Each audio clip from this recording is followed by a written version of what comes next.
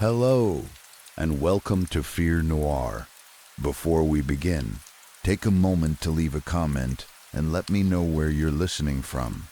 I always love reading them. If you enjoy slow, unsettling stories that gently pull you deeper into the darkness, don't forget to like this video and subscribe to the channel.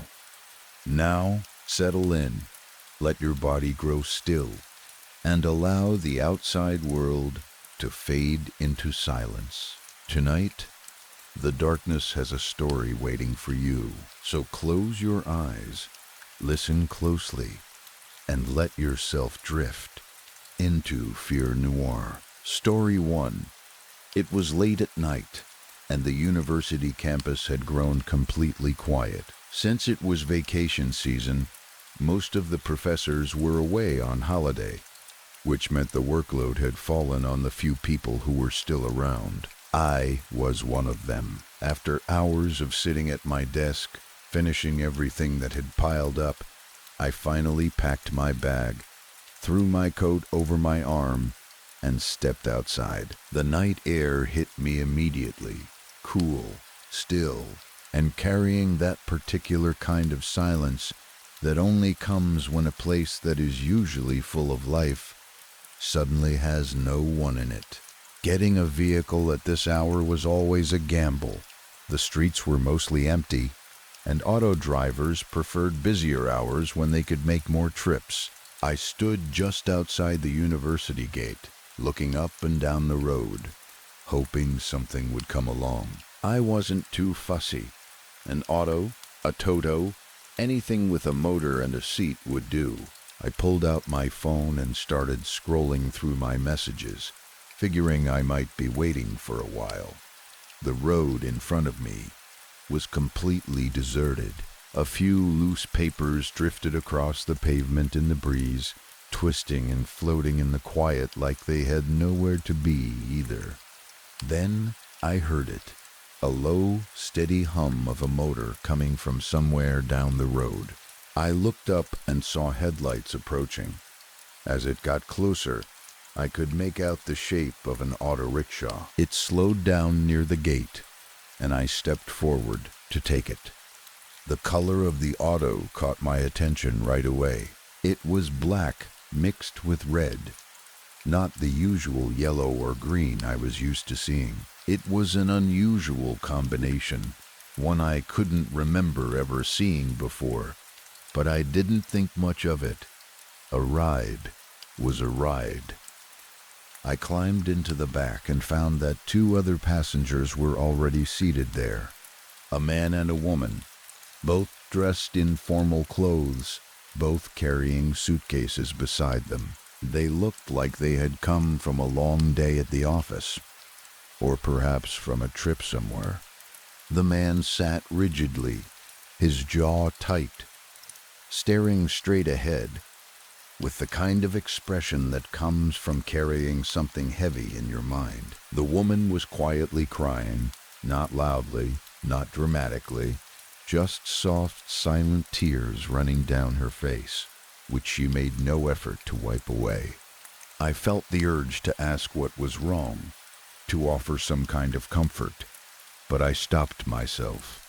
I was exhausted, and something about the way they sat, so closed off, so wrapped up in their own worlds, made me feel like it wasn't my place. It looked like a personal matter, maybe something between the two of them, and I didn't want to make things worse by interfering. The driver pulled onto the road and immediately began moving fast. Not just fast, recklessly fast, like someone who had completely forgotten that brakes existed. He flew through traffic lights without slowing down, swerved around other vehicles without warning, and drove with the kind of single-minded focus that felt unsettling rather than confident. He didn't speak, didn't look in the mirror, didn't acknowledge any of us. He just drove, as if he was the only person on the road. After some time, the man leaned forward and said, "Stop here, please." The driver pulled over without a word. The man stepped out, reached into his pocket, and paid the driver. I watched him walk away toward the railway track nearby, and then lower himself down, sitting right in the middle of it. I stared for a moment, puzzled. Maybe he was waiting for a train, I told myself. Maybe he knew something I didn't. But there was something off about it, something I couldn't quite name. The driver started the engine again before I could think about it any further, and we moved on. A little while later we reached a bridge. The woman stirred in her seat and said quietly, "I need to stop here." Again, the driver pulled over without question, took the money she handed him, and said nothing. She stepped out, and I watched her through the back of the auto as the engine started up again. She was walking slowly toward the railing at the side of the bridge, looking out over the edge. I told myself she was probably just taking in the view, getting some air, clearing her head after what had clearly been a difficult night. But that nagging feeling came back, stronger this time. Something about the way she moved. Slow, deliberate, like someone who had already made up their mind about something. Made the hairs on my arms stand up. We kept driving. The sky was beginning to shift from black to the deep dark blue that comes just before sunrise. I was struggling to keep my eyes open, leaning against the side of the auto and letting the hum of the engine fill my ears. Then the driver suddenly turned off the main road and onto a narrow path running through a farm. I sat up, confused. This was not a route I recognized. There was no reason to come this way. "There's a better road back there," I said, pointing behind us.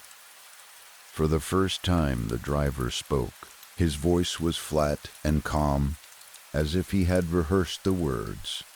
"Don't worry, sir. You'll get to your home soon." I settled back uneasily, watching the dark fields pass by on either side. The path was rough and uneven, and the auto rocked and bumped as we went. I told myself maybe he really did know a shortcut. Maybe he had been driving these roads for years and knew things about them that I didn't. I closed my eyes for a moment, trying to relax, but sleep wouldn't come. There was something in the air that kept me alert, some quiet tension I couldn't shake. Then I saw it. In the pale light ahead, there was a trench cutting straight across the path, wide and deep, impossible to cross. The auto was heading directly toward it at full speed. My heart jumped into my throat. "Stop the vehicle!" I shouted. "Stop now, or we're going to fall in." Didn't brake, didn't swerve, didn't even flinch. It was as if he hadn't heard me at all, or as if my voice wasn't reaching him somehow. "Hey, can you hear me?" "Stop." Nothing. He kept his hands on the wheel, kept his eyes forward, kept driving like I wasn't there at all. The trench was seconds away now. My mind made the decision before my body did. I grabbed the edge of the auto and threw myself out, hitting the ground hard and rolling to a stop in the dirt. I lay there for a breath, dazed, and then heard the crash, the sound of metal hitting earth, a heavy and final sound that echoed through the still morning air. I scrambled to my feet and ran toward the trench, looking down into it. My eyes searched the darkness below. There was nothing. No auto, no driver, no wreckage, no sign that anything had gone in there at all. I looked around me in every direction. Empty. Just the farm, the path, the morning sky, slowly turning lighter at the horizon. The whole thing had simply vanished. I stood there for a long moment, trying to make sense of what I had just seen and heard and felt. My legs were unsteady, My breathing was fast and shallow. I told myself there had to be an explanation, that I was tired and my mind was playing tricks on me, that there was some perfectly logical reason for what had just happened. But no matter how hard I tried to think of one, nothing came. I pulled out my phone and called my friend. He picked up after a few rings, and I could hear the sleep in his voice, but I needed help, and there was no one else. He showed up not long after on his bike, and I climbed on behind him without much explanation. As we rode, I felt the warmth of the rising sun on my face and tried to let it calm me down. "Sorry for pulling you out this early," I said. "I didn't mean to mess up your sleep." "It's fine," he said. "But what are you doing all the way out here?" I sighed. "It's a long story. I got into an auto with a strange driver and 2 strange passengers. The whole ride was off, and then at the end, the driver just drove into a trench, and the whole thing disappeared. I can't explain it." He was quiet for a moment. Then he said, "A red auto? You said it was red and black?" "Yeah," I said. "Why?" "Because that auto has been talked about lately," he said carefully. There were 2 passengers, a man and a woman. The man had lost his only daughter to illness. The woman had lost her only son in an accident, and the driver had recently lost his mother to old age. All 3 of them had been going through terrible grief, and they all committed suicide. The words landed on me like something physical. I felt cold, despite the morning warmth. "What?" I managed. "The strange thing," he continued, "is that they did it separately, without knowing each other, in completely different ways. But they did it in the same order, one after another, in a sequence that nobody could explain." I didn't say anything after that. I just sat behind him as the bike moved through the streets, and I let his words sink in slowly.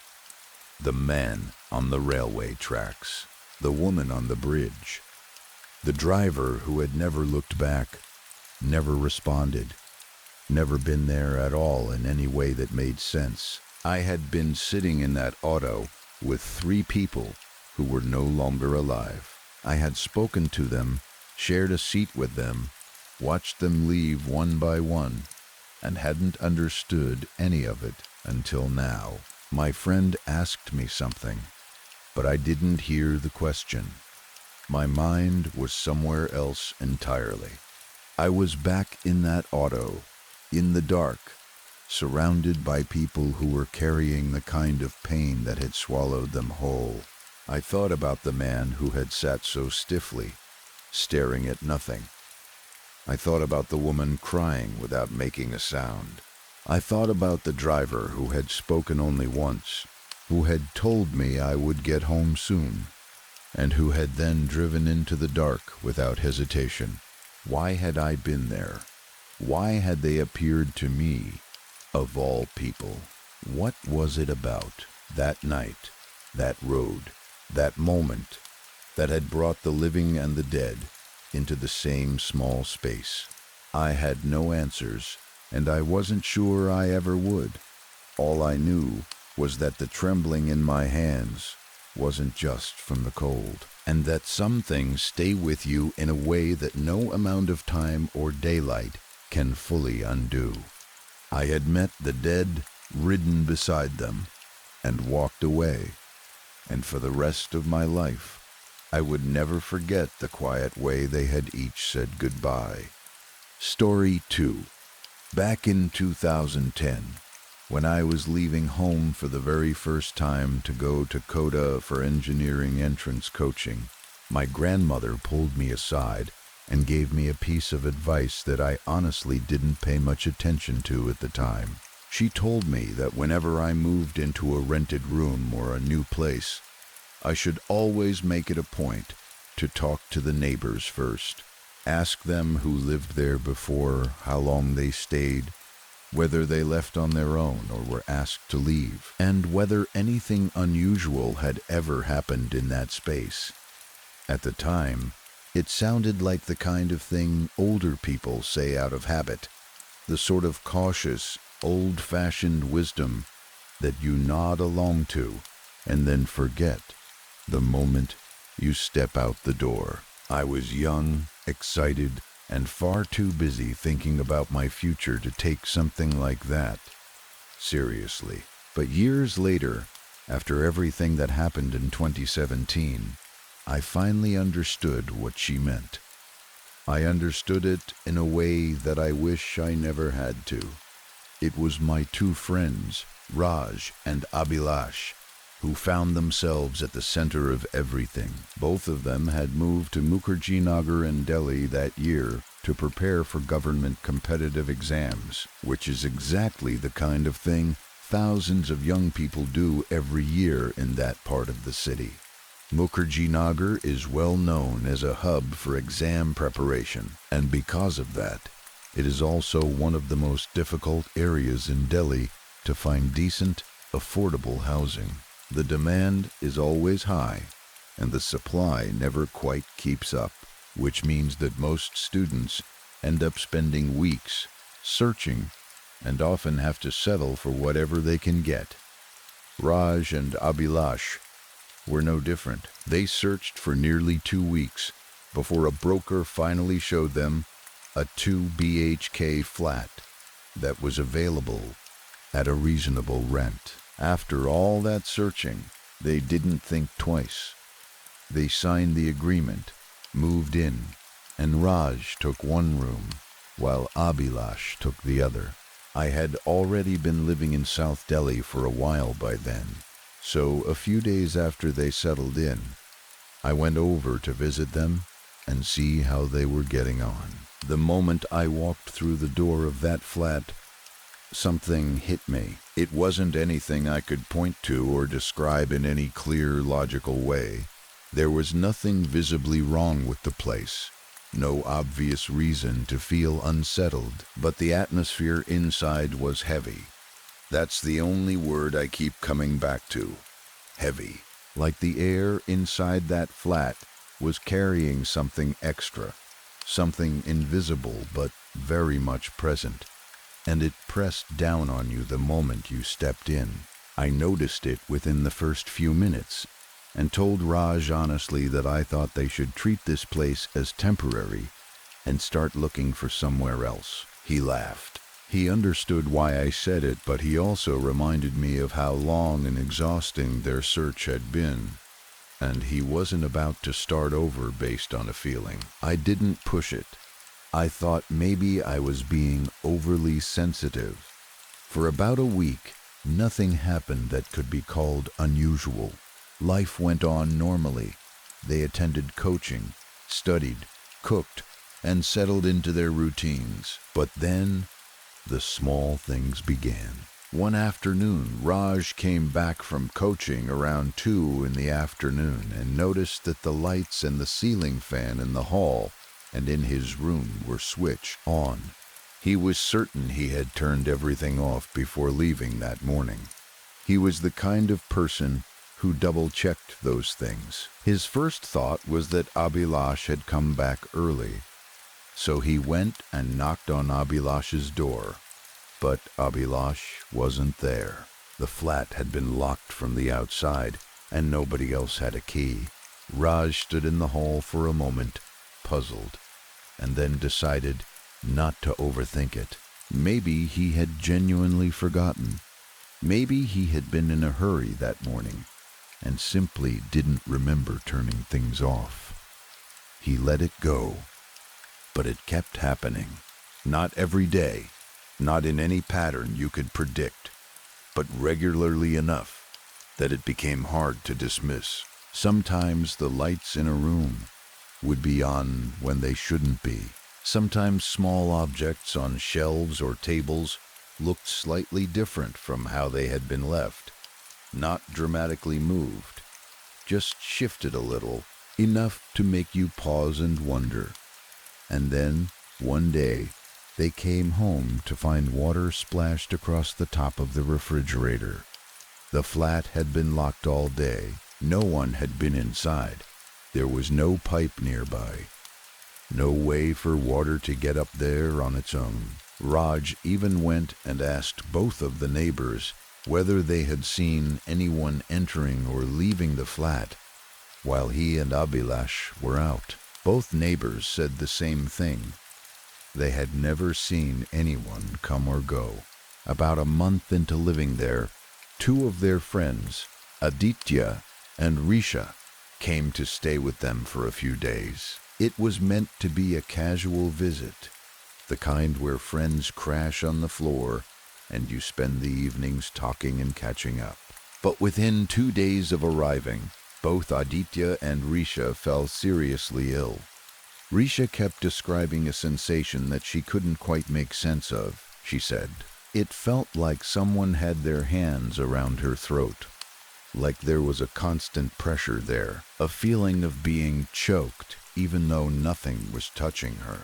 Both of them were unwell for almost 2 weeks after returning home. When they recovered, they called Raj and told him not to invite them back until he had moved to a different flat.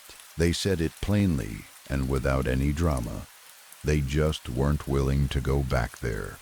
After Aditya and Risha left, things in the flat began to shift in a way that felt more deliberate, more directed. One morning, Abhilash went to use the common bathroom in the hallway. When he opened the door, he stopped dead. There was a dead rat sitting on the toilet seat. Around it, on the floor, were pigeon feathers, scattered as if something had been thrashing around in there. The smell was awful. Abhilash stood in the doorway trying to process what he was seeing, and then he looked at the window. It had a wire mesh fitted over it, the kind that keeps insects and birds out. There was no gap, no damage, no way anything could have squeezed through from outside. Whatever was in that bathroom had not come in from the outside. After that morning, Abhilash was never quite the same inside that flat. It was a gradual change, but noticeable to anyone who knew him. He became quiet in a way that felt unnatural, like someone carrying a weight they couldn't talk about. He stopped going to his coaching classes regularly. He spent more and more time in his room, with the door closed, and when he did come out, he seemed distracted and uneasy. He started saying that he felt like someone was always watching him, even when he was alone in his room with the door shut. One day while Raj was out, Abhilash called me. His voice on the phone was low and tight, and he said he didn't feel safe in the flat, and asked if I could come and get him. I didn't ask too many questions. I went, picked him up, and brought him back to my place in South Delhi for a couple of days to give him a break from that environment. When he seemed a little more like himself, we all went back to the flat together. Raj suggested we watch a movie in the hall to lighten things up, to make the place feel more normal and lived in and ordinary.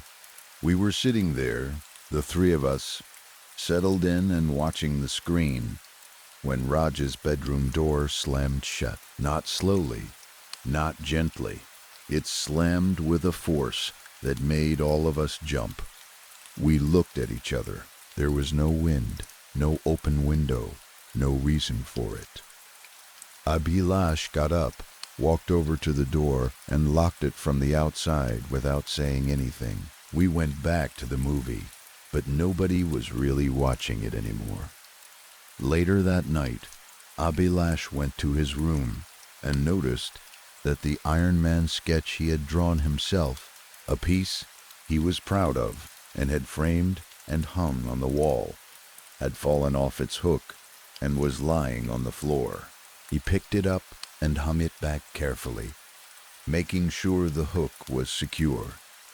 He stepped back, and it fell again. He hung it a third time, this time pressing it firmly against the wall and making sure everything was properly in place. Then he stepped out of the room, pulled the door shut, and locked it. Within 10 seconds, we were all standing there. We all heard it. The sketch fell again from inside the locked room. Nobody said anything for a moment. Then we all agreed, without much discussion, that none of us was sleeping alone that night. We dragged blankets into the hall and slept together in the same space. A few days later, Abhilash's cousin Parth came to visit. 2 days after he arrived, it was his birthday. So that evening the 4 of us celebrated. Some drinks, some music, staying up and enjoying the night the way you do when you're young and together, and trying to have a good time. We went to sleep around 1 in the morning.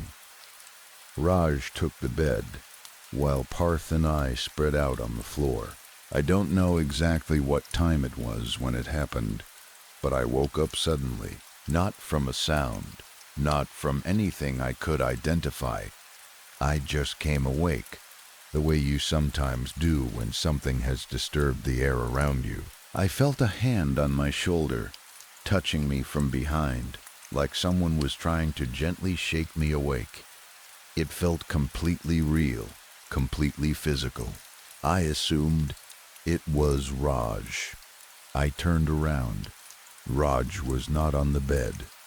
The bed was empty, and standing there, between where I was lying and the wall, was a tall, dark shape. It wasn't a person, not exactly. It had the outline and the height of a person, but it was entirely black, like a shadow that had decided to stand up and exist in 3 dimensions. It was facing me. I could feel that it was looking at me, even though I couldn't make out any features. I don't remember deciding to move.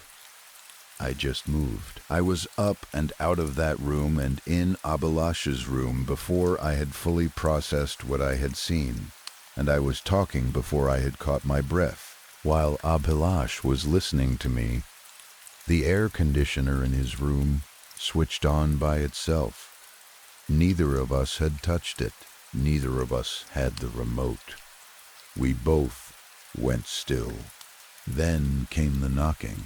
On the window, on the door, sharp and rhythmic, and then what sounded like footsteps running through the hall outside, fast, back and forth, like something pacing. None of us slept again that night. We sat up until the sun came through the windows, and even then the daylight didn't make us feel as safe as it should have. The next evening, I went to use the bathroom in the hallway. I was inside when the light went out, then came back on, then went out again, then on.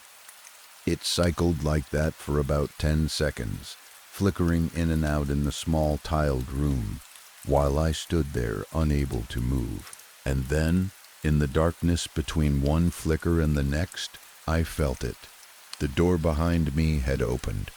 I hadn't heard it open, hadn't heard the handle turn or the hinges move, but I felt the change in the air. That particular shift that happens when a closed space is suddenly no longer closed, and I felt with a certainty that went beyond logic that something was standing in that open doorway, looking at me. Every part of me wanted to turn around, and every part of me refused to do it. I stood facing the wall until I heard Raj and Abhilash come back into the flat with food, and then I walked straight out, told them what had happened, picked up my bag, booked a cab, and left.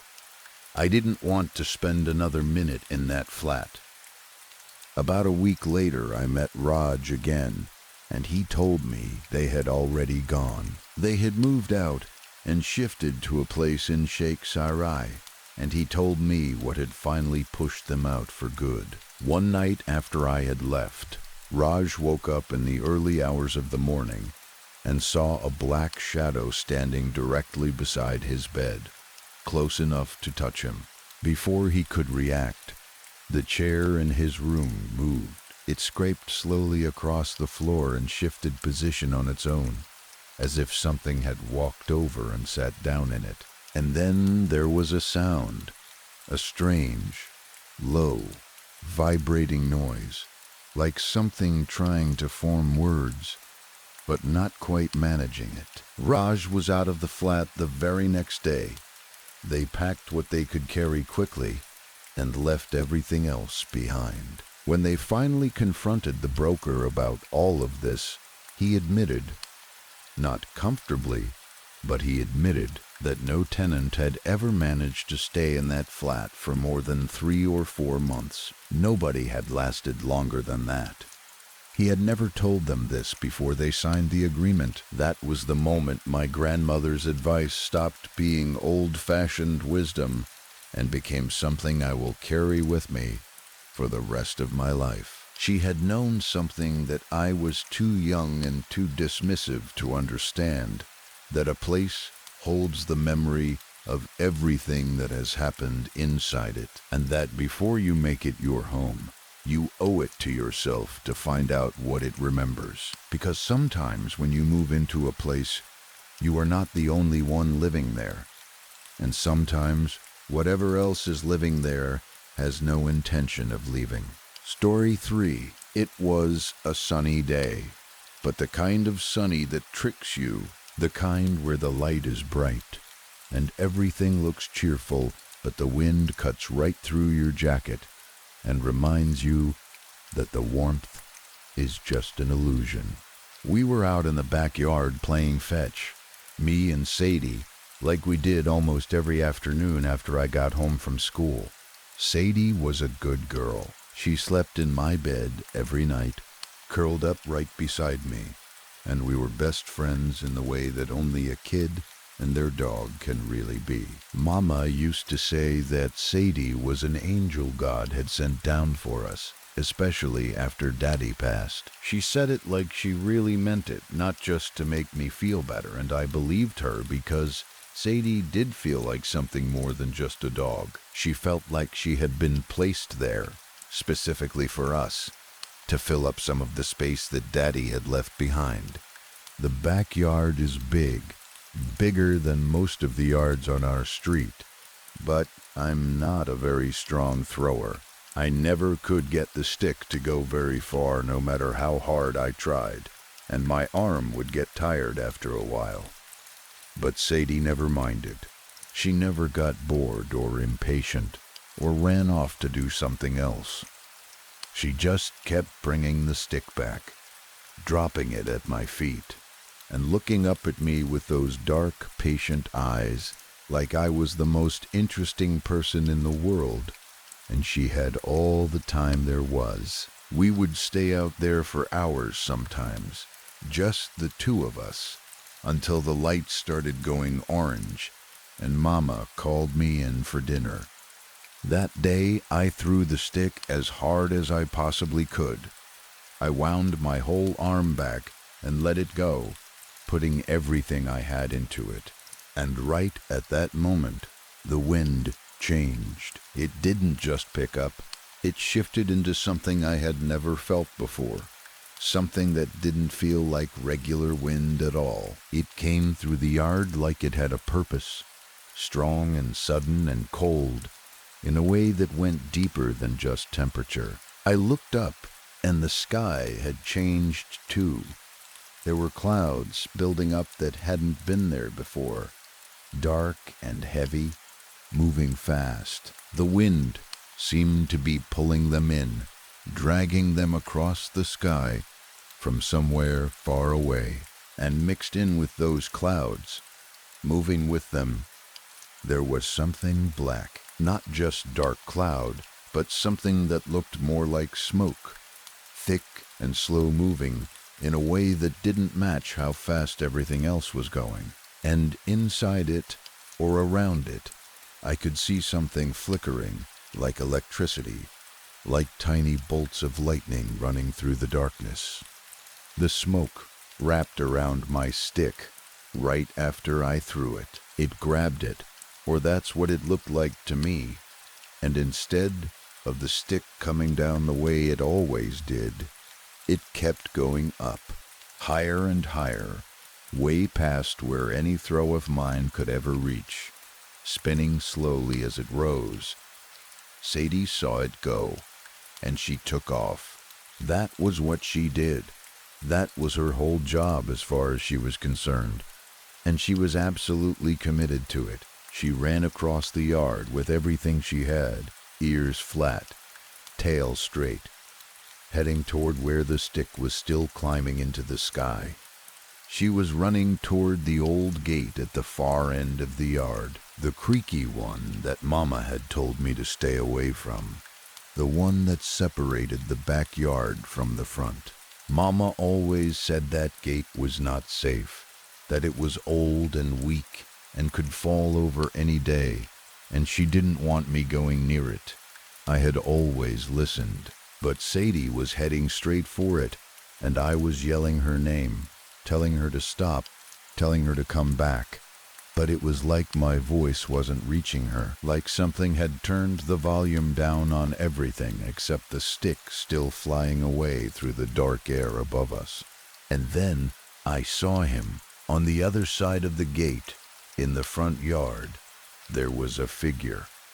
He was made of the same stuff as that smoke, the same black, the same slow thickness that didn't behave the way normal things behave. He was tall, or he seemed tall, and where his face should have been, there was just shadow. I couldn't make out any eyes, couldn't make out any features at all, but I felt him looking at me. That feeling was very clear, even though I couldn't see anything to confirm it. He was looking straight at me, and he seemed happy about something. Not warm or friendly happy, but the other kind, the kind that makes your stomach feel wrong. I heard something that sounded like laughing, low and quiet, coming from somewhere I couldn't locate exactly. And then the gate swung open, on its own, without anyone touching it, without any gust of wind to explain it. It just swung wide open in front of Sadie as she came charging toward it. The stick had been going this whole time, rising and drifting out over the yard, past the gate, past the front yard, higher than the old oak tree that Mr. Brady has at the edge of his property.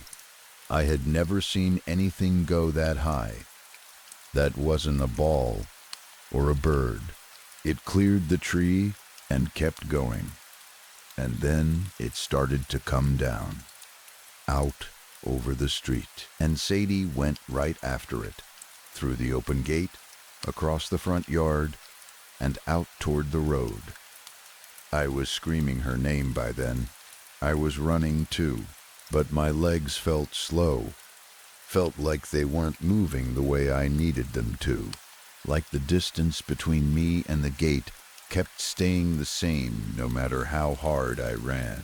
She didn't look. She never looked both ways. She didn't know about that. She just knew about the stick and where it was going, and that her job was to get there before it hit the ground. The car came fast. It was moving faster than cars are supposed to move on our street, faster than made any sense. The color of it was a green that I didn't have a name for, a shade that sat somewhere between normal and wrong, and looking at it made something rise up in my chest, a sick and familiar feeling, the same feeling I used to get when I was lying in bed at night, listening to Mama and Daddy fighting downstairs, his voice getting louder the later it got, and her voice getting quieter and more tired. That green made me feel exactly like that. I don't know how a color can do that to you, but this one did. Mama says that what happened next was just a regular accident, the kind of thing that happens to people's pets more often than anyone wants to admit. She says Sadie ran out into the road and got hit, and that was all there was to it. But Mama wasn't there. She didn't see it from where I was standing, and what I saw was not what she described. The front end of the car dropped down as it got close, not like a car hitting a bump and bouncing, but deliberately, the way something lowers itself when it is about to take something in. It had one of those scoop-shaped things at the front, low to the ground, like Daddy's old car used to have, a spoiler or something like that, except this one seemed to function differently. When it reached Sadie, it caught her under her legs, and she tumbled. She went up, and then came back down. And the car was going so fast that I only had a fraction of a second to see it. But in that fraction of a second, I saw the front of the car, the grille, or whatever you call it, and it was wrong. It looked like a mouth. It looked like there were too many teeth inside it, row after row of them.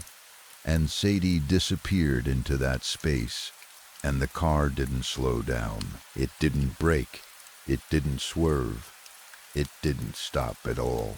It was there, and then it was gone, moving down the street like nothing had happened, and Sadie was gone with it.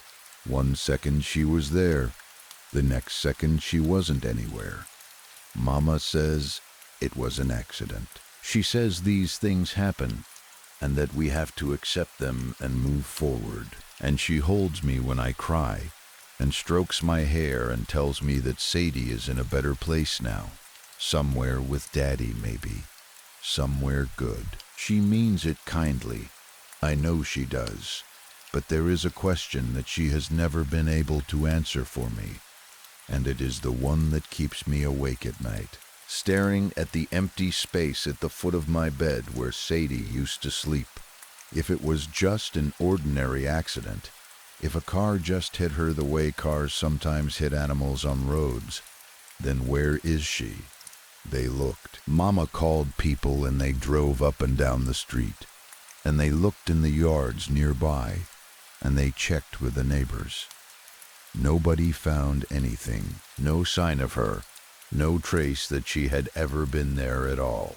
When a car hits an animal on a road, there is always something left behind, always.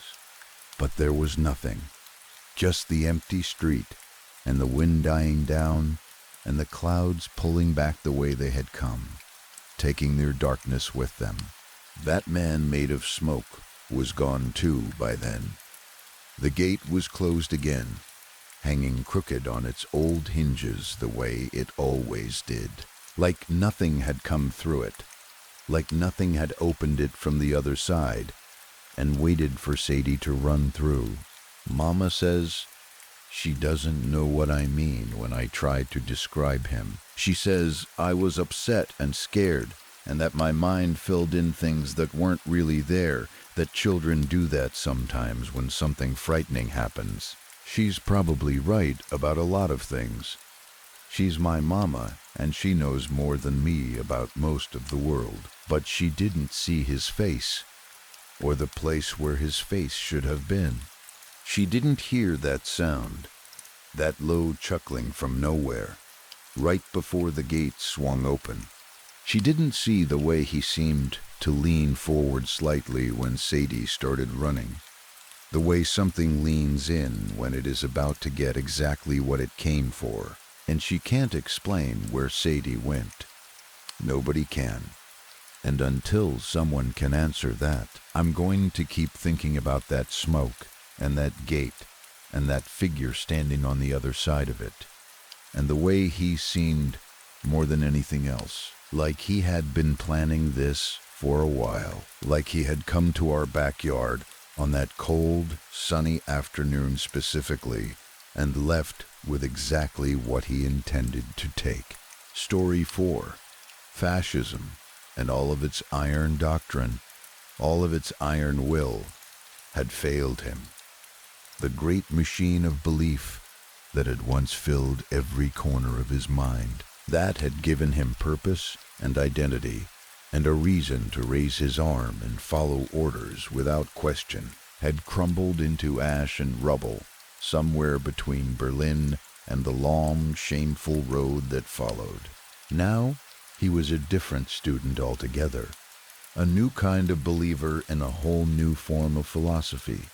Now he was the anarch, the invisible hand and mind of the hidden anarchist, beholden to nothing and no one, answerable only to the dark and shifting currents of a world that had chewed up everything he had once been and spat it back out in pieces. He was also now hidden in the darkness of Vietnamese primeval jungle growth, crouching in the wet and breathing black of it, 10 years removed from the fall of Germany, and every single thing that fall had meant, invisible to the world in the darkness of the fall. He was here, in the black jungle heart of darkness, here with the French legionaries, fighting somebody else's war in somebody else's country, for reasons that had more to do with money and motion than with any cause he still believed in. How times had changed, and how they had taken him along with them, dragging him by the collar through every transformation, every shedding of skin, every new name and new allegiance, until he was barely recognizable, even to himself. But now he was alone.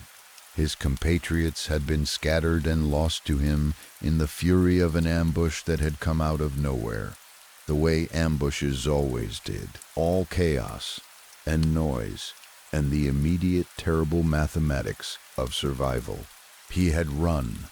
There was no shame in it, or if there was, he had long since stopped carrying shame as part of his luggage. And now he was alone in the jungle, in the dark, in the wet and breathing heat of it. Only he wasn't truly alone.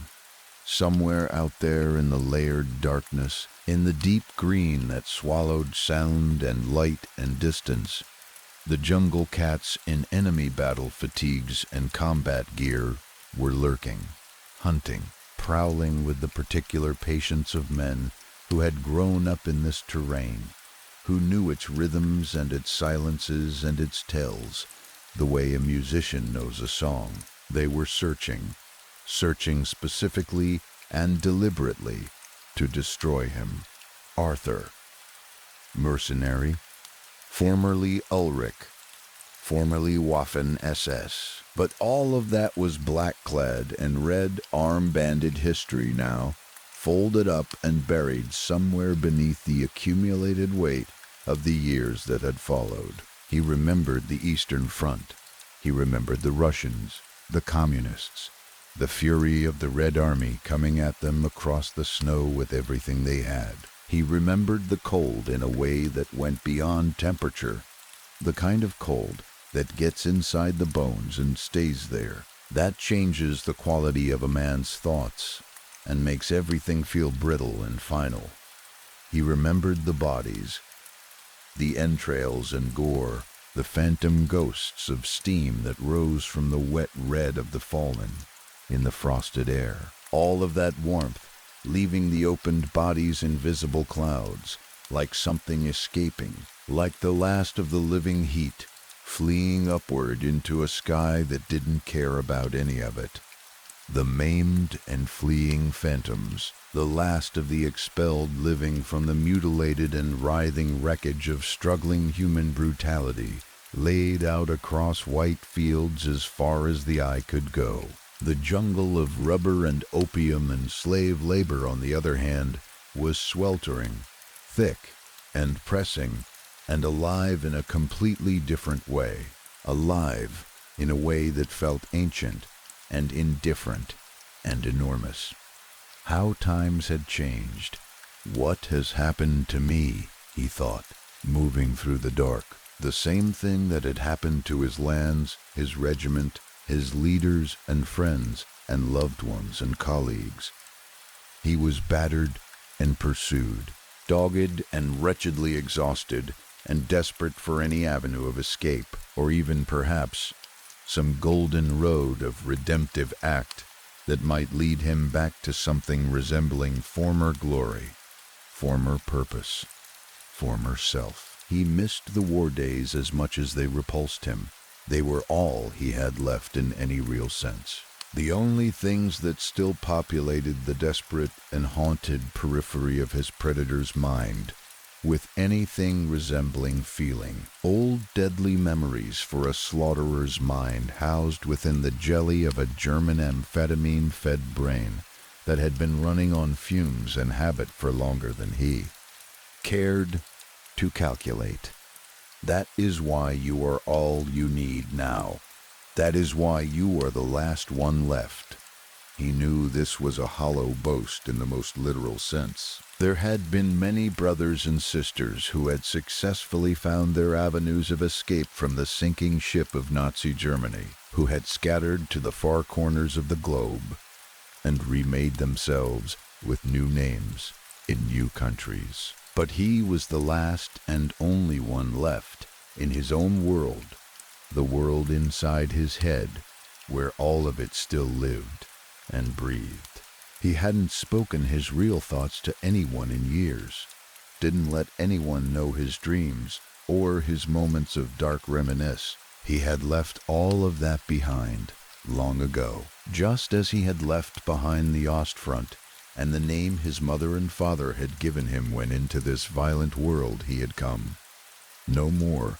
That name was gone. That person was gone. What remained was Arthur, the mercenary, the commando, the man shaped by too many wars into something leaner and harder and hollower than the boy who had started all of it. It didn't matter now. He'd better stay frosty.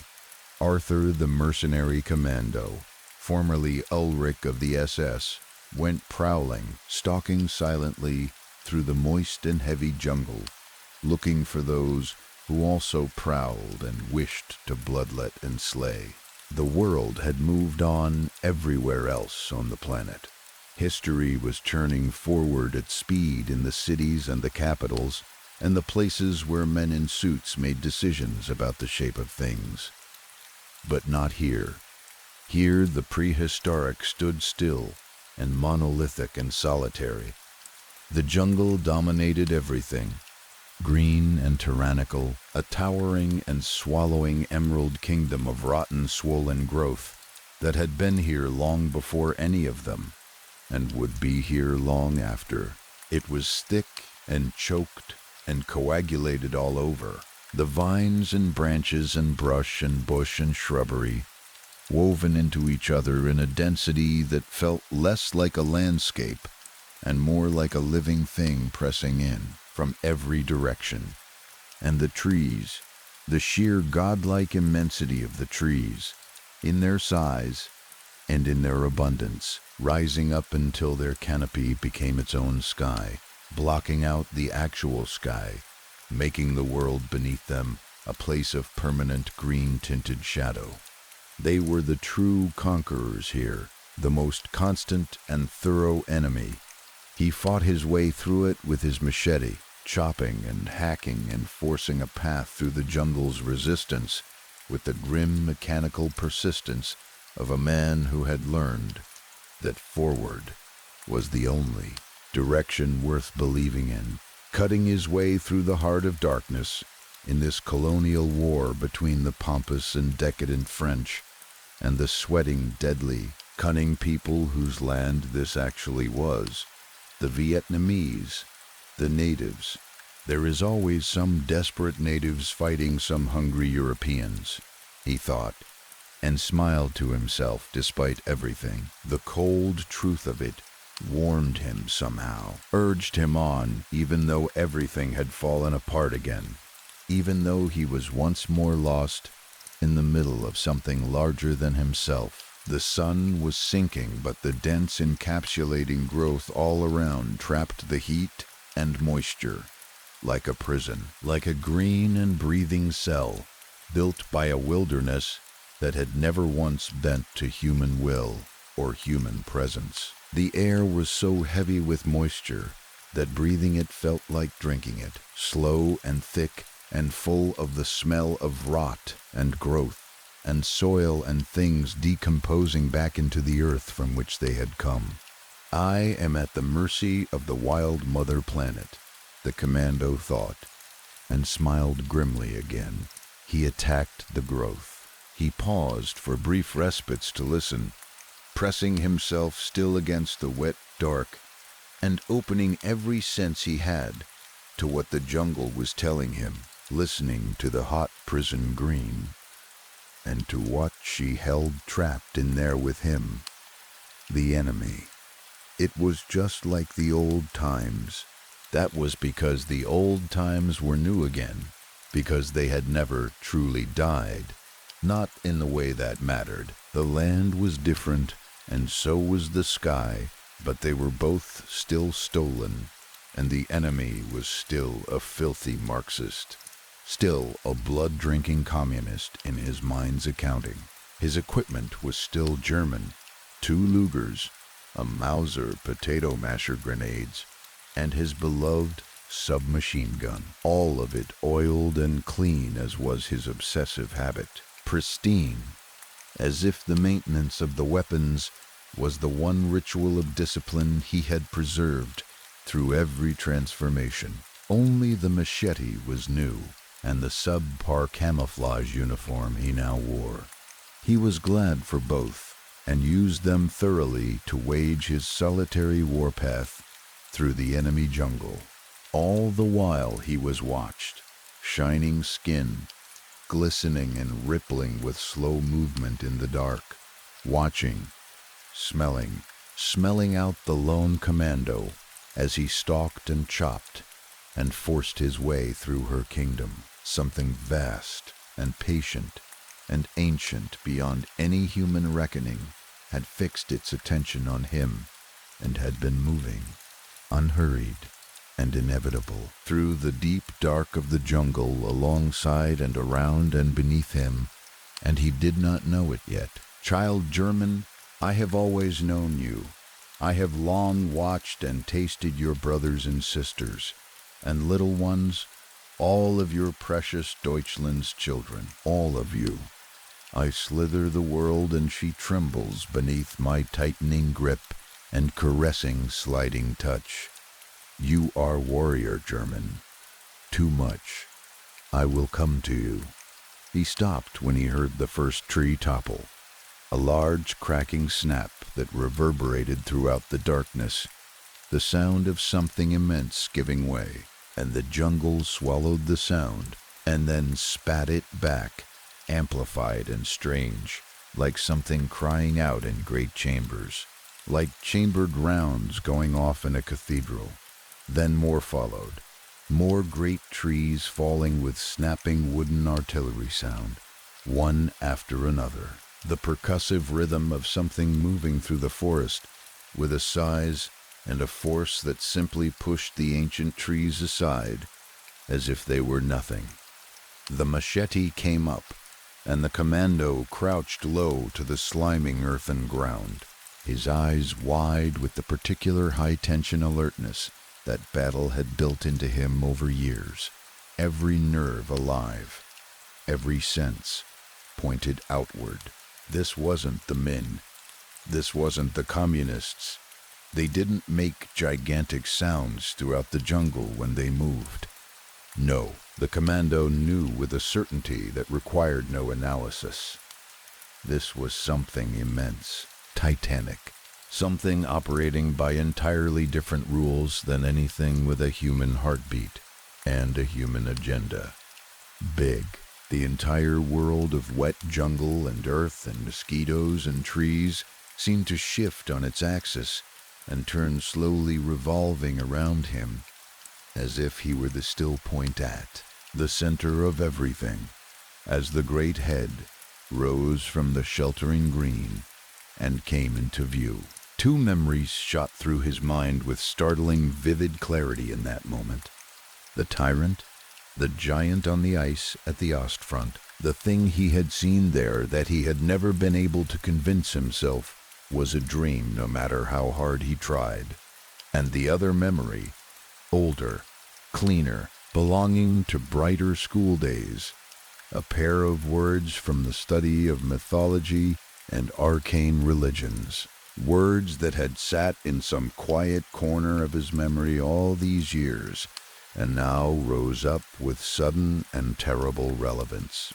Nidhogg, Yggdrasil, the great world serpent. Perhaps I am close to the Rainbow Bridge, he thought, and his thoughts felt as small as he was, standing in the shadow of the towering thing as its enormous head continued to rise. Its tongue flicked and tasted the moist and heavy air with a slowness that spoke of absolute certainty, of something that had never once, in its entire existence, had any reason to hurry. The great crown rose and rose, and kept rising until it dominated his entire field of vision, and there was nothing else. No jungle, no sky, no war, no France, no Germany, no Eastern Front, no history. Now it was all just the great world serpent, filling the world from edge to edge. They were one, the jungle and Nidhogg Yggdrasil, as was the rest of the crawling, violent world below. The geography and landscape of everything was her shining, scaly skin, and when she should choose to shed it, he did not want to imagine what would be left. Ulrich felt his throat tighten. How many gods will I meet along the way, he thought. The great head was wide and green, shining emerald in the darkness, as if it carried its own light from somewhere deep within. Golden slitted eyes with black dagger wounds at their center looked down at him with an expression that was beyond anything so small as emotion, beyond judgment or hunger or curiosity, an expression that simply was, that existed the way the deep earth exists, without explanation and without apology.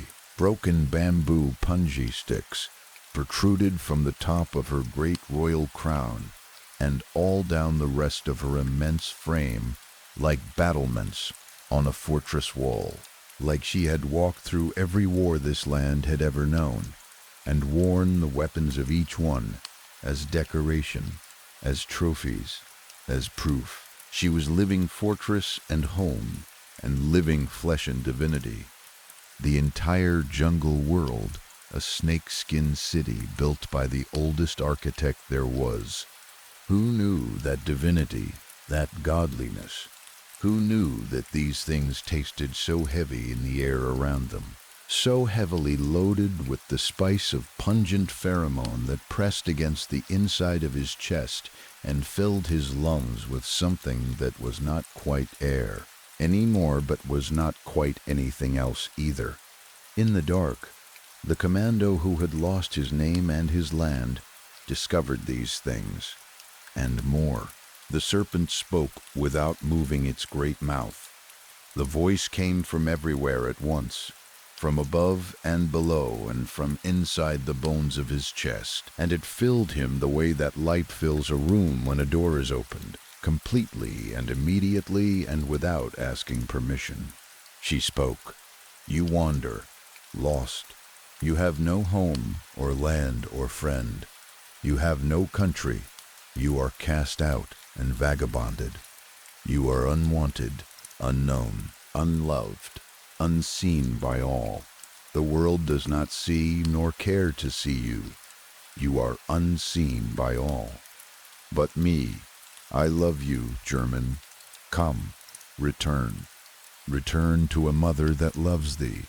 The voice of the earth was golden and smooth, and it moved through him like warm water through a cold and hollow space. He felt himself melt with every godly spoken syllable, felt the hard and calcified architecture of years of survival and self-sufficiency and loneliness begin to soften and give way. It was the truth that filled him, the voice of this great and ancient goddess, speaking only and exactly the truth, without cruelty and without comfort, simply laying it out the way the old earth lays out stone, plainly and permanently. It had been so long, too long, since the truth and the gold of its light had filled any part of him. He wasn't sure at first what the great serpent wanted of him, but as her flickering tongue receded and her great jaws opened, wider than the planet and all its precious accumulated existence pressed together, wider than anything that had a right to open, he understood then what it was that she wanted, what she invited, what she bade him come forward and take. She was not just the great and entire world, but a great and final gate, the oldest gate there was, the one that every road eventually leads to, whether you are looking for it or not. She was the living precipice edge that he had been searching for all this time, without knowing he was searching, feeling it only deep down in his bones, in his blood, in the very marrow and memory of his DNA, the knowledge that had been waiting patiently inside him through every war and every reinvention and every dark mile of jungle, waiting for him to finally arrive at the place where it could be known. This was it. This was the place. He allowed himself one memory before he departed, standing in the hallowed and final shelter of his mind's eye, letting it come. Cuthbert's reddening face beneath a garniture of curling gold, bright and warm, and belonging to a time before all of it, before the blood and the ideology and the long, cold violence of everything that followed. He held it for a moment. Then it was washed away and replaced with hot blood and mortar fire and dirt, the hot filth of the violent planet doing what it had always done. But that was all right. No longer in this place.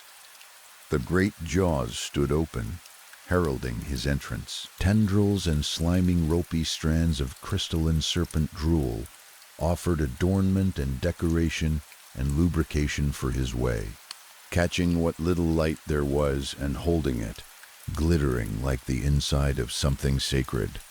The commando belted the machete, spat to the side, one final offering to the earth that had made him and broken him, and made him again into this last and truest version of himself. And then he stepped forward, and inside Nidhogg, the great snake, the world serpent, the oldest gate, and the jungle closed behind him like it had never been disturbed at all.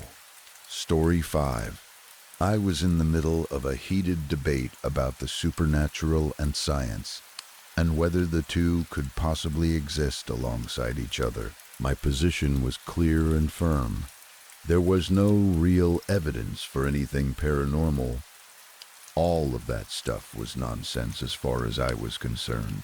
A collection of wishful thinking and fear, dressed up in dramatic language. Science, on the other hand, provided evidence, followed logic, and answered questions with something more reliable than feeling. The debate was passionate and loud, words flying back and forth like something venomous between people who really meant what they were saying, and it was a beautiful kind of chaos to be in the middle of.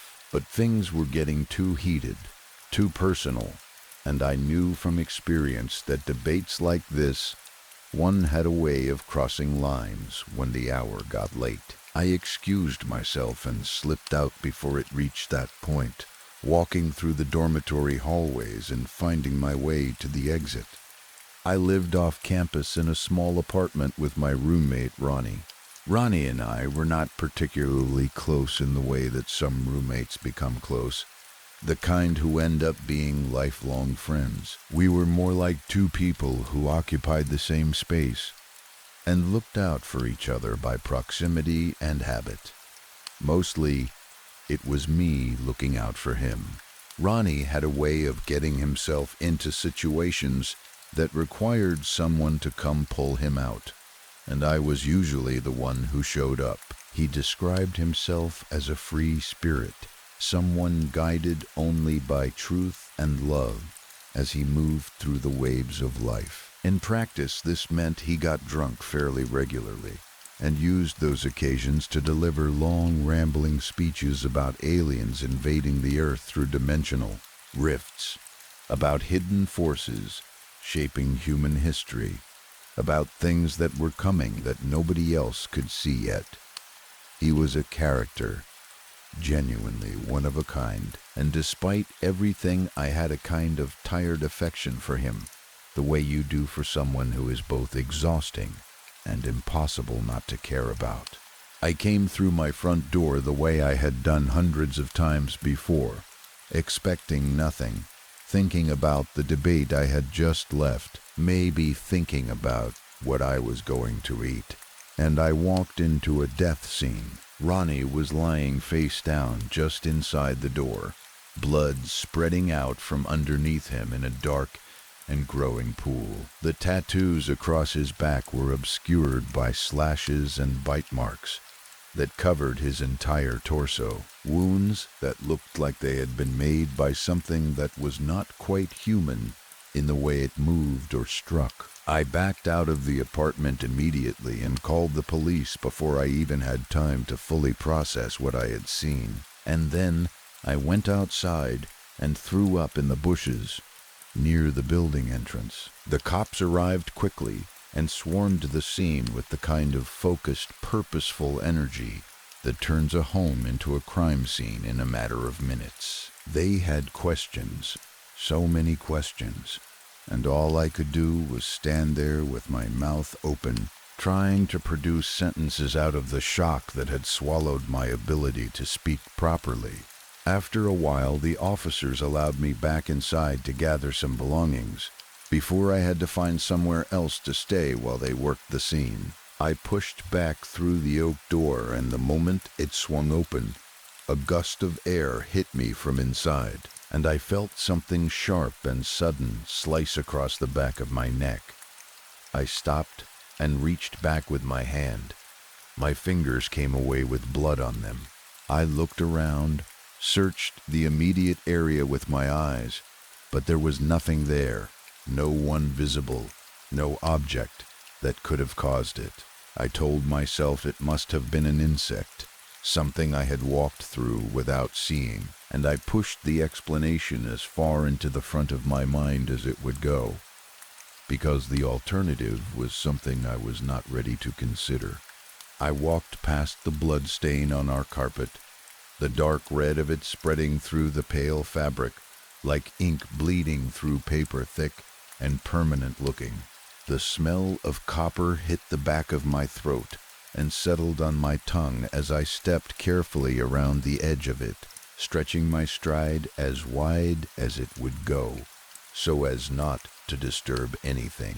I made it to my room, closed the door behind me, and slid down it until I was sitting on the floor with my back against the wood, just breathing.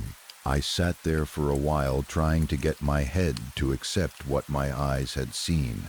I kept thinking about the conversation I had tried to have with Ronnie just the day before. I had warned him, not for the first time, to be careful about the company he was keeping and who he let into his life. He had been spending time with a group of people I could only describe as supernaturalists, people who believed in things that existed in the space between religion and obsession.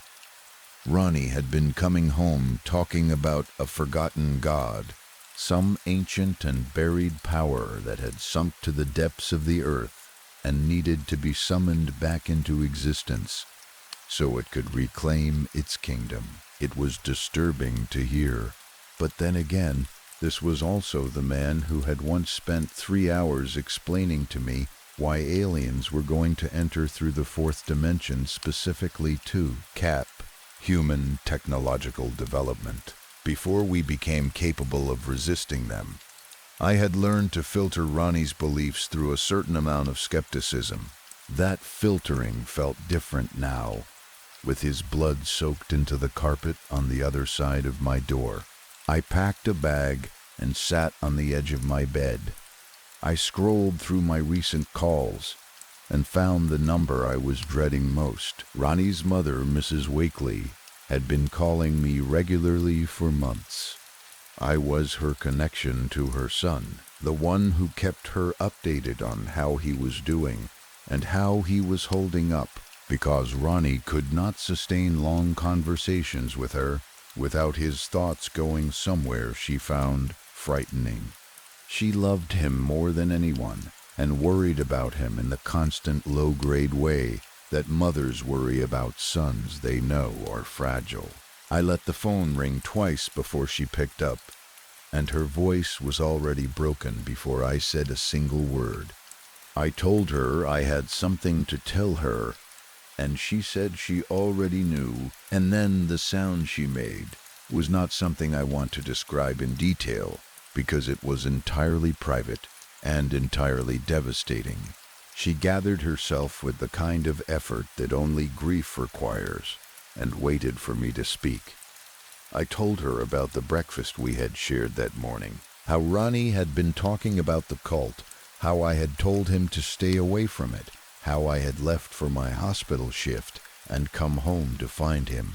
I told her I was sorry, and those words felt completely insufficient, but they were all I had. She told me I had been a good friend to her son, that he had been lucky to have someone to look after him, and those words were the ones that broke through whatever I had been holding back. We stayed on the phone a while longer before she said she would be in touch about the arrangements and told me to stay safe before she hung up.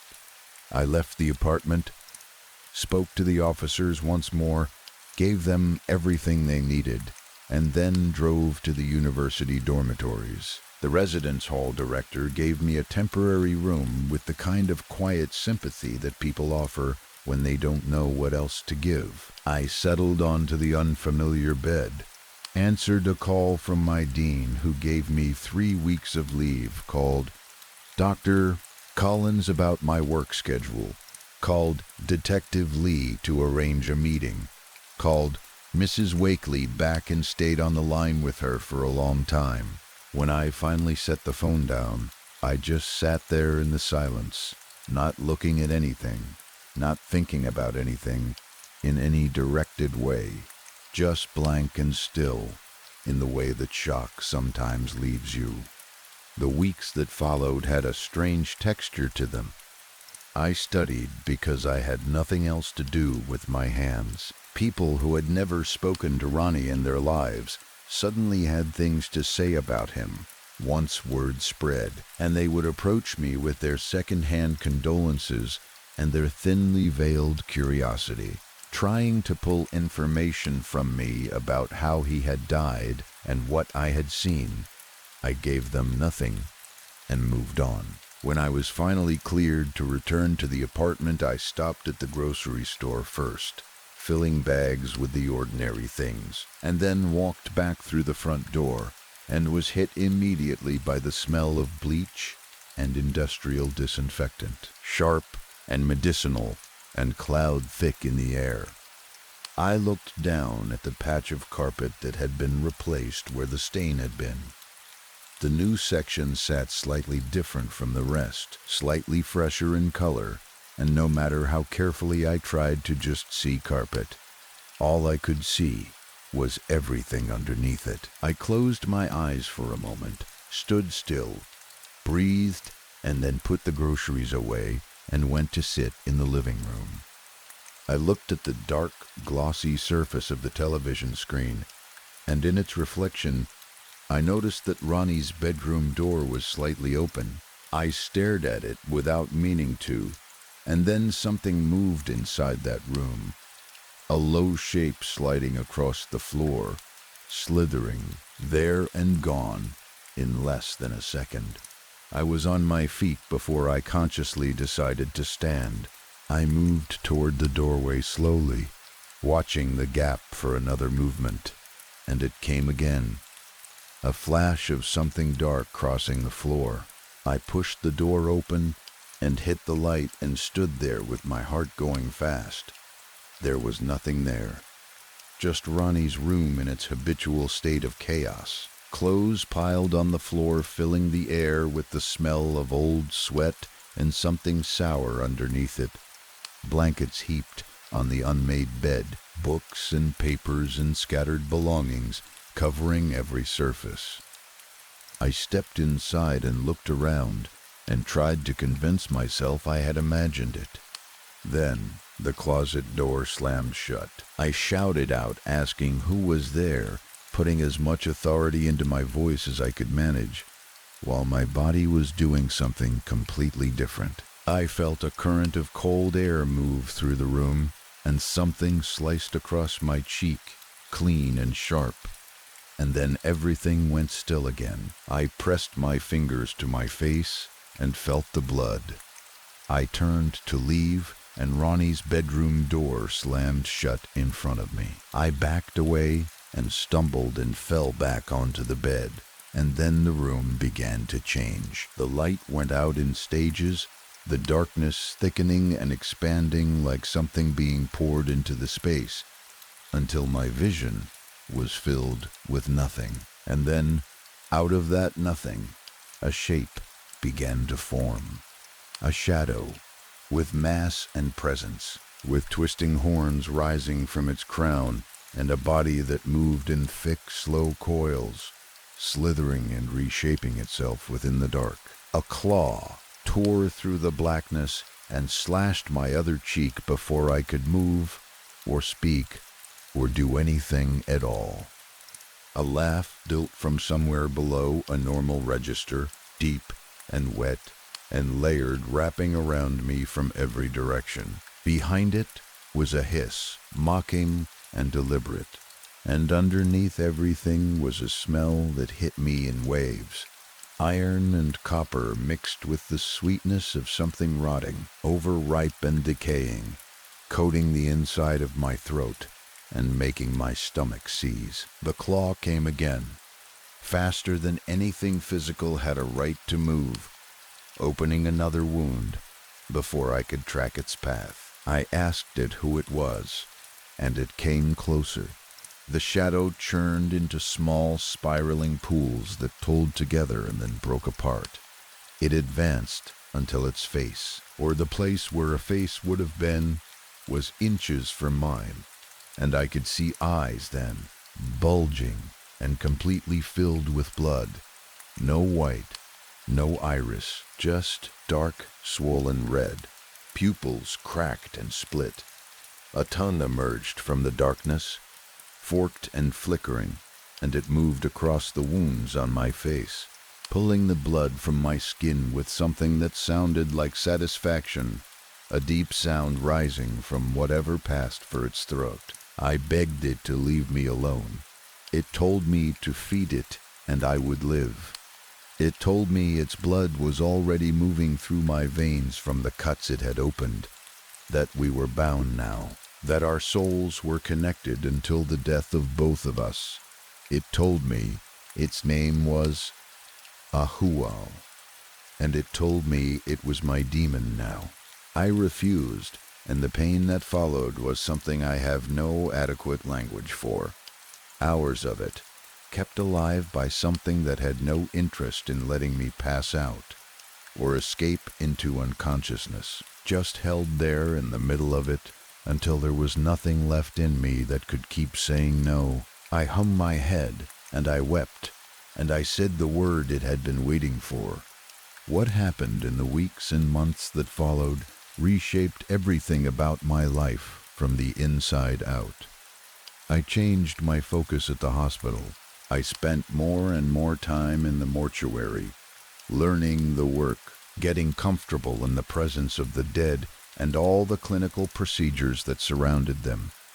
I started finding ways to divert what Ahwal needed, slipping things past the documentation and out through the back in hazardous waste bags, moving carefully and methodically, and using the blind spots I had learned to map. The first time I did it, my hands shook the whole drive home.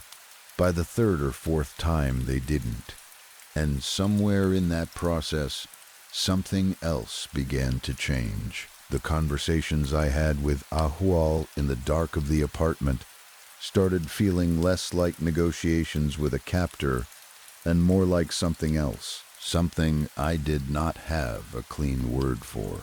He became familiar, not safe, not good, but familiar in the way that anything you spend enough time with becomes part of the landscape of your daily existence. He took possession of my body occasionally, and in those periods, I had no sight or control, just darkness. And then I would come back to myself, somewhere I didn't remember going, with blood on my hands and the smell of something fresh in the air. The campus began to talk about something they were calling the head taker. I heard the name and felt nothing, which told me more about where I had arrived than anything else could have. Then I started doing it myself. Not ahwal, not possession, not the demon moving through me, but me, my own hands, my own choice, in the shadows near the hospital, in the places where the light didn't reach. The first time I shook and wept when it was over, adrenaline pouring out of every pore. But the shaking was not entirely revulsion. There was something else running underneath it, something bright and electrical, and stronger than anything I had ever felt before. Ahwal cleaned up what was left. He was methodical and thorough and entirely without sentiment about the mechanics of it, which I came to appreciate. 4 times on campus, and no suspicion pointed anywhere near me. I walked through my days looking like everyone else, talking like everyone else, doing the work, attending the classes, filling the ordinary hours with ordinary behavior. But I had been remade from the inside, gradually and completely, shaped into something that the person who walked into that apartment and found Ronnie on the floor would not have recognized. Ahul is not a burden I carry anymore. He is part of the architecture of who I am now. When he is hungry, I feel it like my own hunger. When he is satisfied, I feel that too. The boundary between us has been dissolving for a long time, and I am not sure there is enough of it left to locate anymore. My roommate summoned a demon, and then he died, and left it to me without knowing he was doing it. The demon bound itself to my blood through the cuts it opened in my skin on a night when I walked into a room looking for nothing more than clean clothes and a place to sleep. I did not choose this, but I have stopped thinking about it in those terms, because the life I am living now, strange and dark and entirely unlike anything I planned, is the only life I have. Ahwal is mine, and I am his. And the new hunger that lives in my chest, where something else used to live, that bright and terrible thing that wakes up in the shadows near the hospital when someone walks too close to the dark, that is mine too. Every part of it. I have stopped pretending otherwise. Story 6. I almost didn't stop. That's the thing I keep coming back to, even now, 8 months later.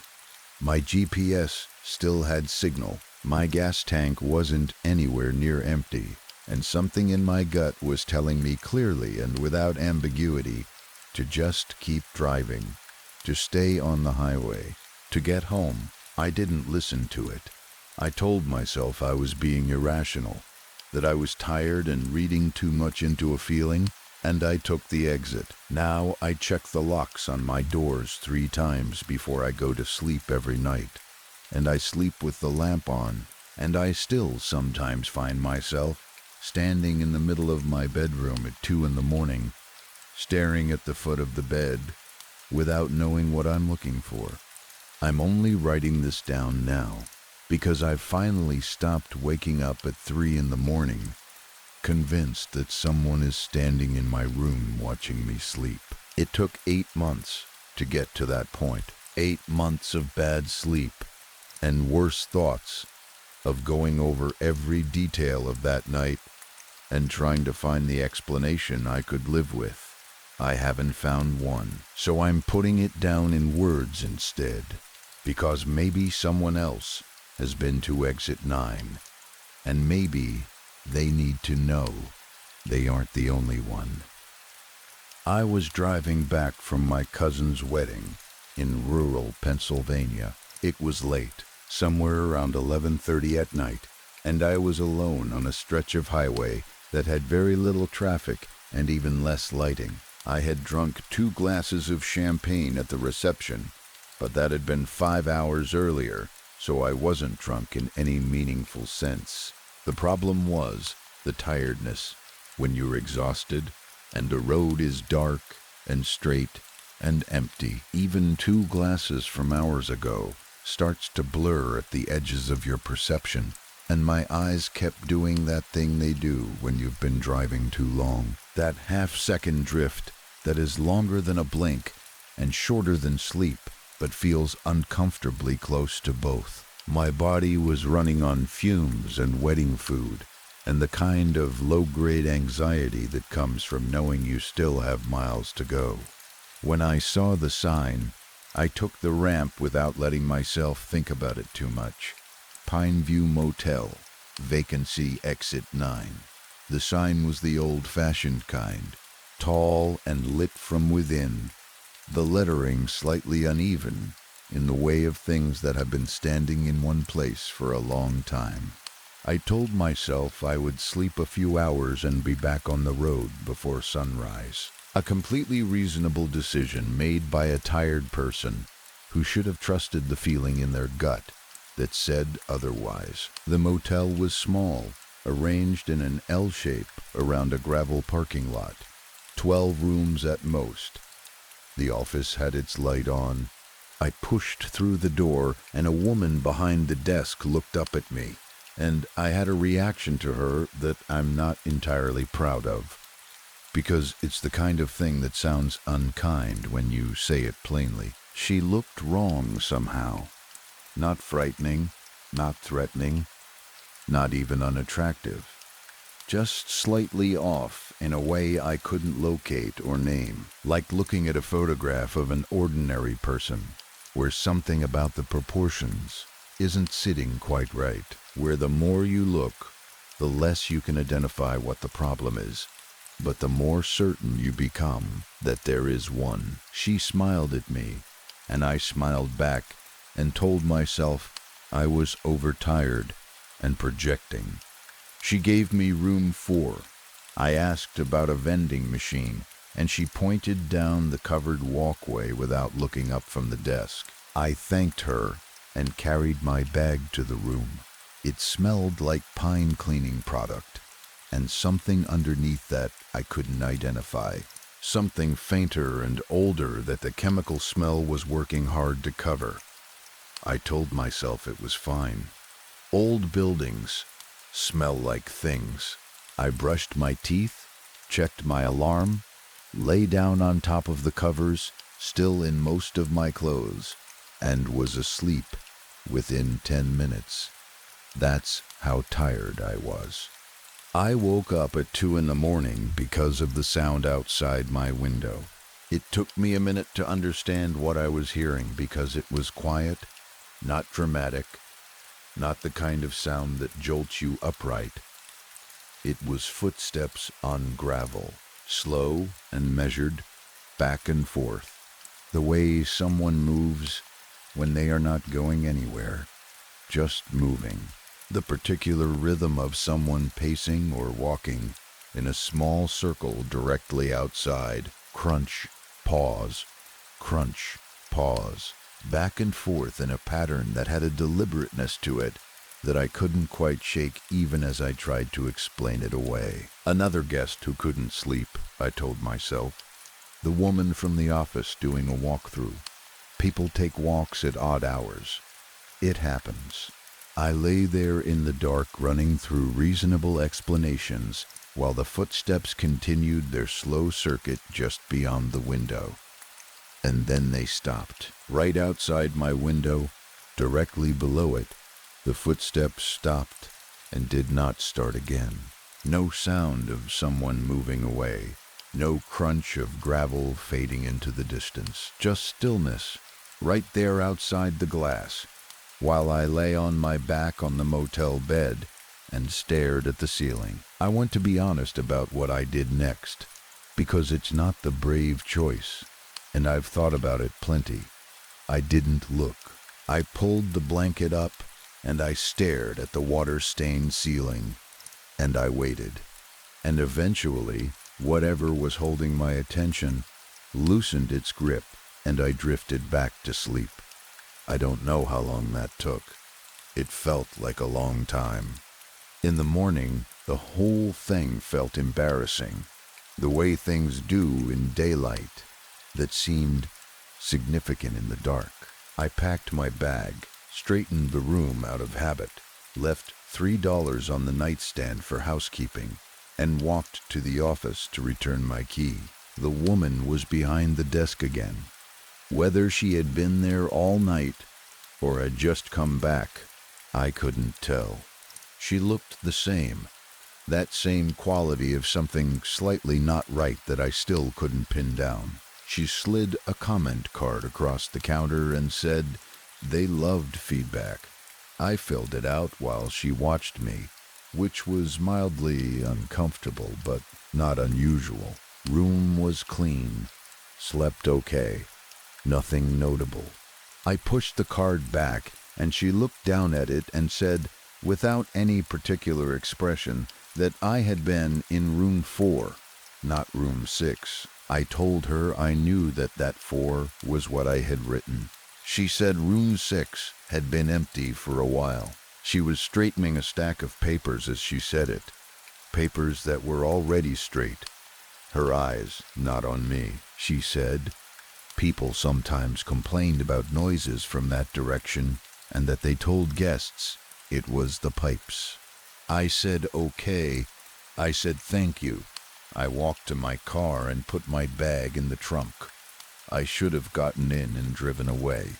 I know that, but there is a thing my brain does that I've never fully been able to override, which is that it needs to close open loops, needs to resolve things that feel unresolved. And I couldn't stop looking at the door to room 6 while I loaded my bag. The curtain in its window was half open. The room was dark inside, but there was something on the wall that I could just make out in the flat gray morning light, shapes against the dark wood paneling, pale rectangles arranged in rows. I walked over to the window without making a conscious decision to do so. I pressed close to the glass and cupped my hands around my eyes to cut the glare, and I looked inside. They were photographs, dozens of them, pinned to the wall in careful, even rows covering most of the visible wall space.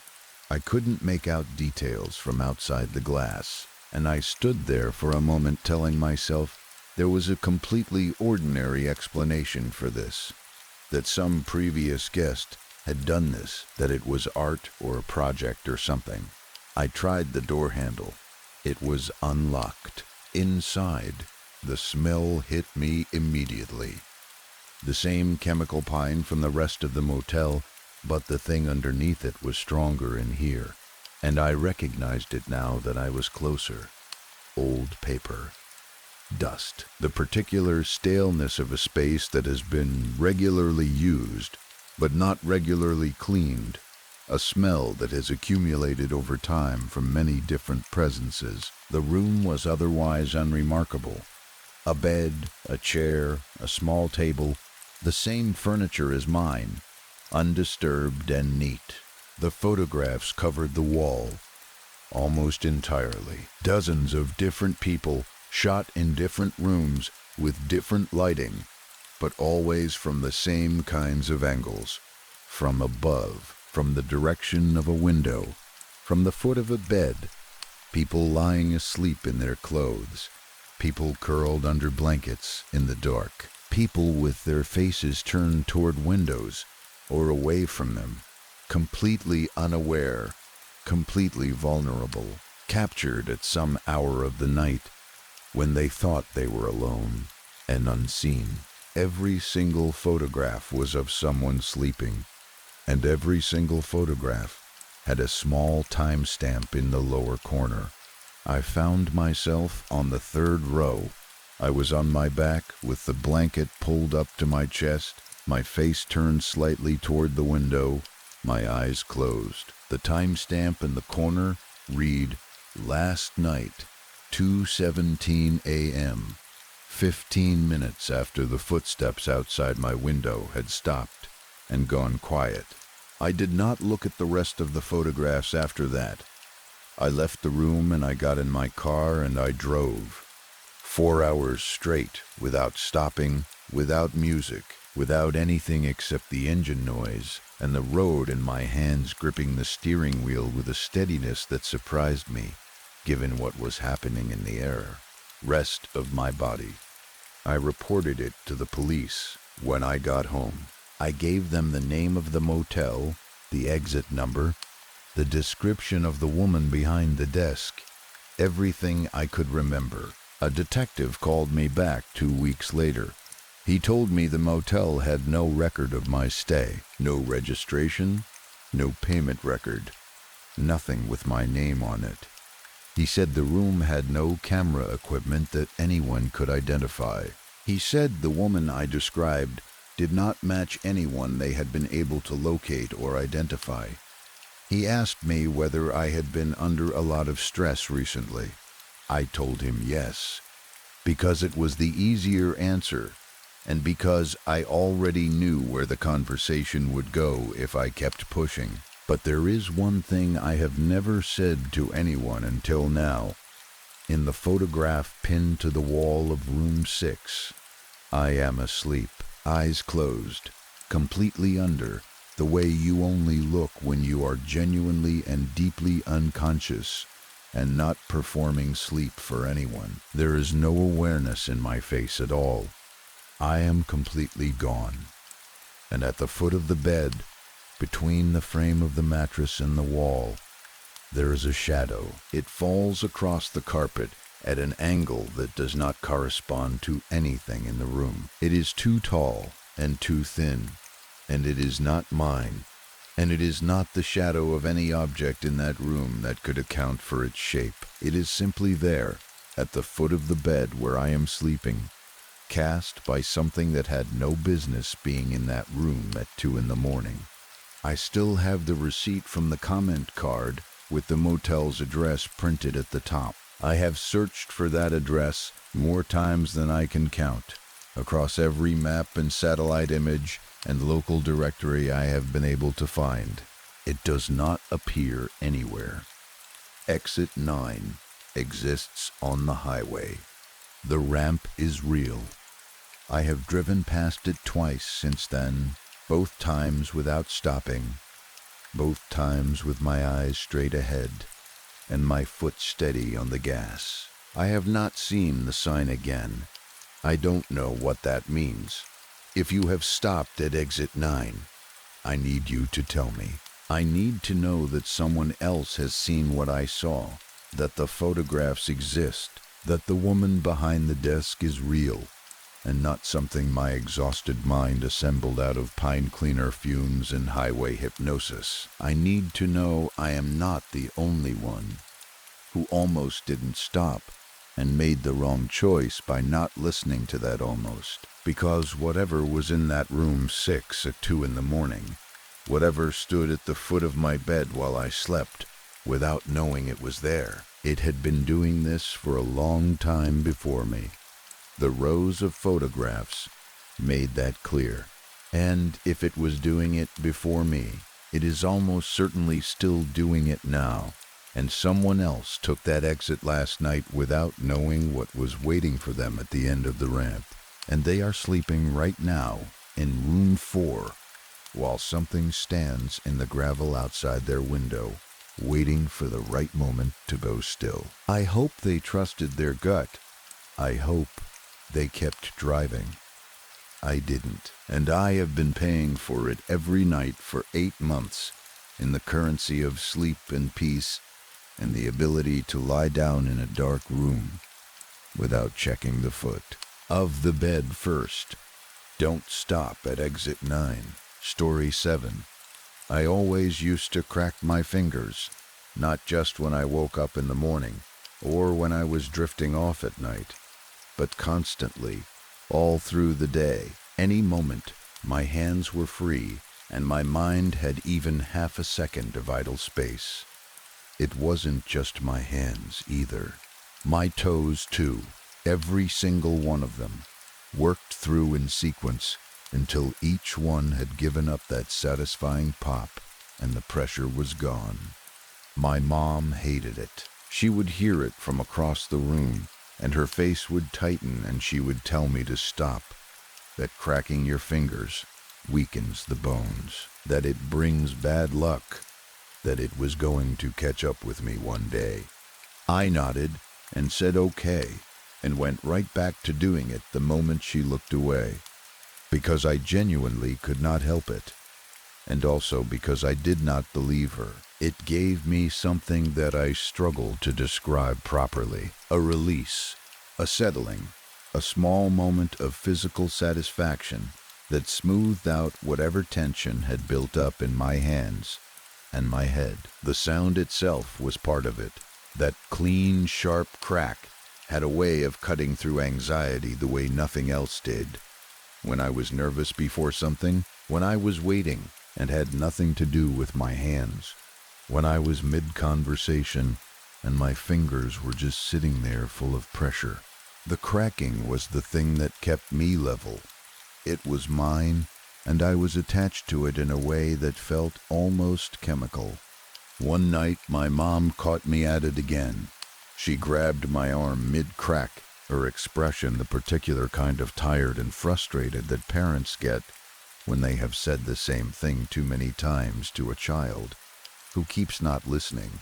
She told me to stop firmly, the way she said it when she really meant it, and not just as a passing comment. I told her I was going to sleep, which was true, and I went to my room and got into bed. And then, with the blanket pulled up, and the room dark, and my mom safely on the other side of the wall, I worked through every single finger on both hands and both feet, slowly and thoroughly, and felt the familiar wave of calm settle over me. As I did, I fell asleep easily, the way I always did after. I woke up the next morning, and something was wrong before I was fully conscious enough to understand what it was. My fingers were trembling, all of them, hands and feet both, shaking with a fine and uncontrollable tremor, and when I tried to feel them properly, I couldn't, because they were numb in a way that was deeper than pins and needles, a blankness where sensation should have been. I tried to stand up, and my legs gave out from under me, and I hit the floor. And the pain that shot through me when I landed was sudden and total, and I screamed for my mom before I had even finished falling. She came running and helped me back onto the bed. And then we were at the hospital. And then a doctor was telling me something that I kept having to ask him to repeat because my brain refused to process it the first several times. My fingers were broken, both hands, both feet, every one of them broken, as if something had gone through them methodically and snapped each one while I slept. I cried in a way that I hadn't cried in years, and I told my mom through the tears that I should have listened to her, that she had been right, that I was sorry. She held my hand carefully around the splints and told me the doctor said 4 months, and they would heal completely, and her voice was gentle in the way it only gets when she is setting aside being right in order to just be my mother. I promised her. I meant it completely when I said it. 6 months passed. My fingers healed the way the doctor said they would, all of them back to normal function. No lasting damage. But there was something that had not healed, which was the absence of the thing I used to do. There was a hollow feeling that I carried around, a low-grade restlessness in my hands, that never fully settled, like an itch you cannot scratch because the scratching is the thing you are not allowed to do anymore. I managed it. I kept my promise. I sat on my hands in class, sometimes, literally, to stop them from doing what they wanted to do. I looked away when other people did it, which was harder than it sounds, because once you are aware of a habit, everyone around you seems to have the same one. My friends did it constantly, casually, without thinking about it, right there in front of me in the middle of class. That sound, cutting through the air and landing directly in the part of my brain that remembered exactly how that felt. I would grip the edge of my desk and think about broken bones in hospitals and the way my mother's face had looked when she saw me on the floor. But thoughts are not always stronger than want.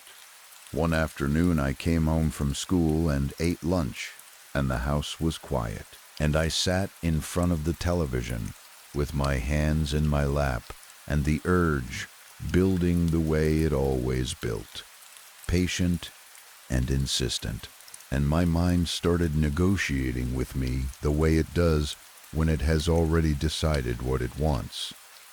Just once, it said, just to see, because maybe after 6 months, maybe the broken fingers had been something else, a coincidence, a freak thing that had nothing to do with the habit at all. Maybe my mom's warnings had been the old kind of wisdom that turns out to have no actual basis when you look at it in the daylight.